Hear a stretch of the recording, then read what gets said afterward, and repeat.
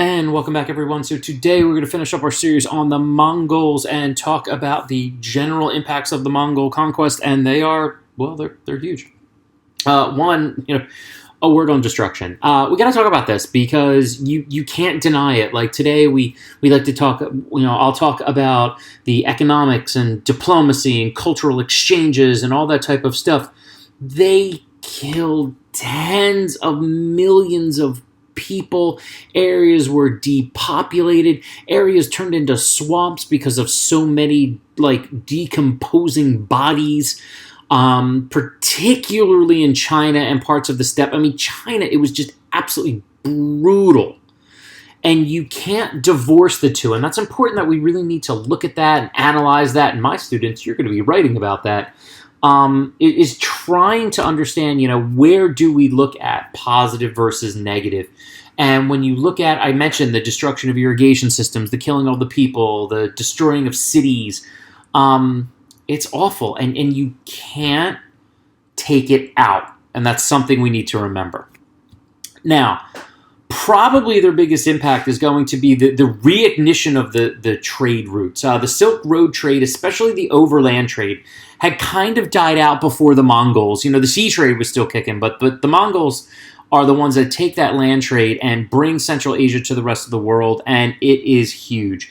They had a big push for merchants because the Mongols want stuff.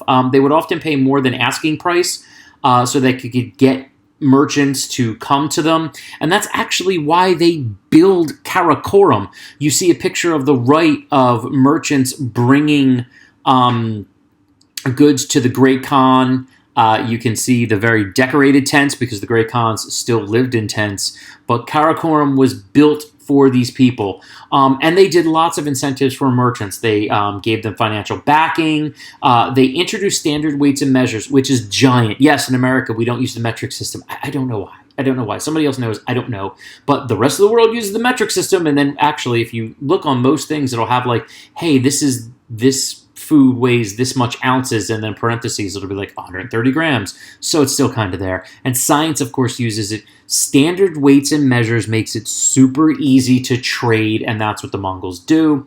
They'll give tax breaks for merchants, and most importantly, they provide safe and secure environment. The idea, and you see this with other empires, that it's a maiden bedecked in jewels could go from one end of the empire to the other without being attacked because they kept it flowing. So the soldiers, when they weren't conquering, are making sure the roads are safe for merchants, and thus, here we go. So the land-based Silk Roads are reignited and reach even higher heights, and this really gets the Afro-Eurasian trade going, and I've talked about that in my Silk Road trades video, so this is huge, and probably their biggest impact, positive-wise. And diplomacy is going to be really, really big too. They're going to open up diplomatic relationships with most areas that are outside of their control, as well as the areas that they set up as tributary states. And this is crucial because this idea of having ambassadors and diplomats that go around, the Mongols really take that to the next level. Other areas, particularly in Europe, have kind of been having these ideas of ambassadors and stuff like that, but the Mongols did it, all the time, and it was huge, and we have it today. And a lot of times you can say the diplomatic service that you see in many modern day nations kind of stems from the Mongols. Not just them, but they were a big part of it. Particularly with the Europeans. On the right here, you see a letter from Oljatu Khan of Persia to King Philip IV of France in 1305. That's a big deal that these leaders are exchanging letters. The Catholic Church actually tries to get their aid in a crusade. The Mongols are no, because we don't do that kind of religious stuff. You do have ambassadors everywhere, and as well as the ideas of sharing intelligence, fostering trade, sending skilled workers back and forth. Opening up diplomatic relations is crucial, and the Mongols were experts at it. Then you also have some cultural exchanges. Karakoram, again, I mentioned this before, was really an incredible place of religious tolerance. We have the houses of worships for Buddhists and Taoists and Muslims and Christians. You see a Buddhist temple there on the right. So lots and lots of these areas that were set up for people, and many times even fostered intermarriage between these folks. Workers, we talked about that, but particularly skilled workers. So you would get, like in Karakorum itself, you would get doctors and engineers from China, doctors and engineers from Arabia, actors, musicians, and jesters from China, Persia, and as far away as from Byzantium.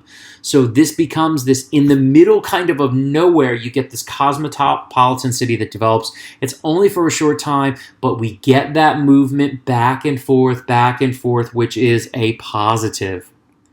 There's also a big dissemination of Chinese technology. Gunpowder, the reason it gets to Europe is because of the Mongols. You also get printing, high temperature furnaces, which actually allowed the creation of better iron.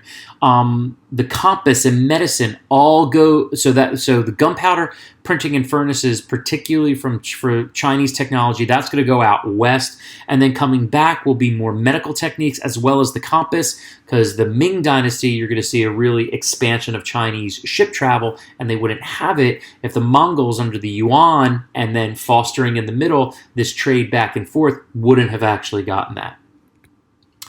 Also with Islamic trade, you're going to have the expansion and sharing of astronomical information, things like lemons and carrots. Those go to China, but actually particularly the introduction of citrus fruits to the Mediterranean. You wouldn't think of, like, a lot of Greek food and Spanish food and even French food use a lot of lemon. Well, they didn't have lemons before. Like, that wasn't even there. And the Mongols are going to help foster, bring that trade from India and Arabia, and bring lemons into that area. And I know it doesn't sound like it's a big deal, but it is. Food is a big deal, and exchange is a big deal, and lemons is a great example of that. This greatly helps the Europeans, and the trade with Muslims, of course, will help them get into the Renaissance, and a lot of that can stem from the Chinese as well, the Mongols as well.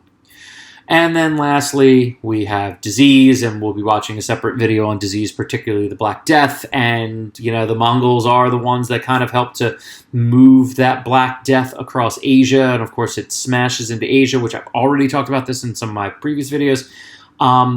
So, is it positive or negative? I don't know. You have to look at it. You look at the trade, you look at the diplomacy, you look at the expansion of tech and knowledge, but then you look at the mass slaughter, you look at disease that gets spread. I don't know. It's a pretty big discussion to have. Hopefully you have it in your classes. I know I'm going to have it in mine. All right, guys. That's our last one on the Mongols. Take care.